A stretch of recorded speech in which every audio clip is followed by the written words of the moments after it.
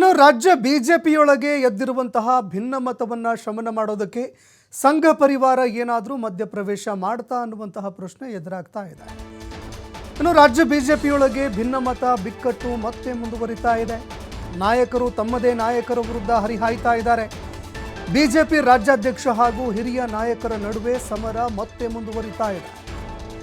ಈ ನಡುವೆ ಯಾರ್ಯಾರು ಅಸಮಾಧಾನಿತರಿದ್ದಾರೆ, ಅಸಮಾಧಾನಿತ ನಾಯಕರ ಬಿಕ್ಕಟ್ಟು ಶಮನಕ್ಕೆ ಸಂಘ ಪರಿವಾರ ಏನಾದರೂ ಮುಂದಾಯ್ತಾ ಅನ್ನುವಂತಹ ಪ್ರಶ್ನೆ ಎದುರಾಗ್ತಾ ಇದೆ. ಇನ್ನು ಭಿನ್ನಮತೀಯರು ಹಾಗೂ ಪಕ್ಷದ ಪ್ರಮುಖರ ನಡುವೆ ಮಾತುಕತೆಗೆ ಒಂದು ವೇದಿಕೆಯನ್ನ ಇದೀಗ ಸಂಘ ಏನಾದರೂ ಸಿದ್ಧಪಡಿಸೋದಕ್ಕೆ ಅಂತ ಮುಂದಾಗ್ತಾ ಇದೆಯಾ? ರೆಬೆಲ್ಸ್ ಹಾಗೂ ವಿಜಯೇಂದ್ರ ನಡುವೆ RSSನಿಂದ ಒಂದು ಸಂಧಾನ ಸಭೆ ಕೂಡ ನಡೆದಿದೆ. ಕಳೆದ 2 ದಿನಗಳ ಹಿಂದೆ ವಿಜಯೇಂದ್ರ ಜೊತೆಯಲ್ಲೂ ಕೂಡ ಸಂಘ ಪರಿವಾರದ ಪ್ರಮುಖರು ಒಂದು ಸಭೆ ನಡೆಸಿದ್ರು. ಏನು ಸಮಸ್ಯೆ ಇದೆ, ಯಾವ ಕಾರಣಕ್ಕಾಗಿ ನಾಯಕರು ಈ ರೀತಿಯಾಗಿ ಸಿಡಿದೇಳೋದಕ್ಕೆ ಕಾರಣ ಆಯಿತು, ಯಾರ್ಯಾರು ಹಿರಿಯ ನಾಯಕರಿದ್ದಾರೆ ಅವರ ಅಸಮಾಧಾನಕ್ಕೆ ಕಾರಣ ಏನು, ಈ ಎಲ್ಲ ವಿಚಾರಗಳಿಗೆ ಸಂಬಂಧಪಟ್ಟಂತೆ ಸಭೆ ನಡೆಸಿ ಮಾತುಕತೆ ನಡೆಸಿದ್ದಾರೆ.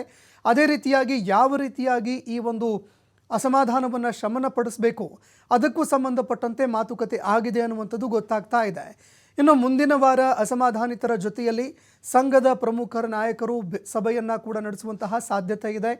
ಹೀಗಾಗಿ ಯಾರ್ಯಾರು ಅಸಮಾಧಾನಿತರಿದ್ದಾರೆ, ಹಿರಿಯ ನಾಯಕರಿದ್ದಾರೆ, ಅವರನ್ನು ಮತ್ತೆ ಏನಾದರೂ ವಿಶ್ವಾಸಕ್ಕೆ ತೆಗೆದುಕೊಳ್ಳೋದಕ್ಕೆ ಸಂಘ ಪರಿವಾರವೇ ವೇದಿಕೆ ಆಗುತ್ತಾ ಅನ್ನುವಂತಹ ಪ್ರಶ್ನೆ ಒಂದೆಡೆ ಆದರೆ, ಇನ್ನು ಮತ್ತೊಂದೆಡೆಯಲ್ಲಿ BY ವಿಜಯೇಂದ್ರ ಅವರ ವಿರುದ್ಧ ನಿರಂತರವಾಗಿ ಅಸಮಾಧಾನ ಹೊರಹಾಕ್ತಾ ಇದ್ರು. ಹೀಗಾಗಿ ಏನೆಲ್ಲ ಬೇಡಿಕೆಯನ್ನು ಇಡ್ತಾರೆ, ಯಾಕಂದರೆ ಇಲ್ಲಿ ಅಸಮಾಧಾನಿತ ನಾಯಕರು, ಹಿರಿಯ ನಾಯಕರು ಕೆಲವು ಬೇಡಿಕೆಗಳನ್ನು ಕೂಡ ಇಡ್ತಾ ಇದ್ದಾರೆ.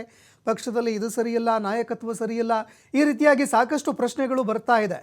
ಹೀಗಾಗಿ ಇದೆಲ್ಲವನ್ನೂ ಕೂಡ ಯಾವ ರೀತಿಯಾಗಿ ಸಂಘ ಪರಿವಾರ ಯಶಸ್ವಿಯಾಗಿ ಶಮನ ಮಾಡುವಂತಹ ಕೆಲಸವನ್ನು ಮಾಡುತ್ತೆ ಅನ್ನುವಂಥದ್ದನ್ನು ಕಾದು ನೋಡಬೇಕಾಗತ್ತೆ. ಇನ್ನು ಅದೇ ರೀತಿಯಾಗಿ ಈಗಾಗಲೇ BY ವಿಜಯೇಂದ್ರ ಅವರ ಜೊತೆಯಲ್ಲಿ ಸಭೆ ಮಾಡಿ ಮಾತುಕತೆಯನ್ನು ಮಾಡಿದ್ದಾರೆ.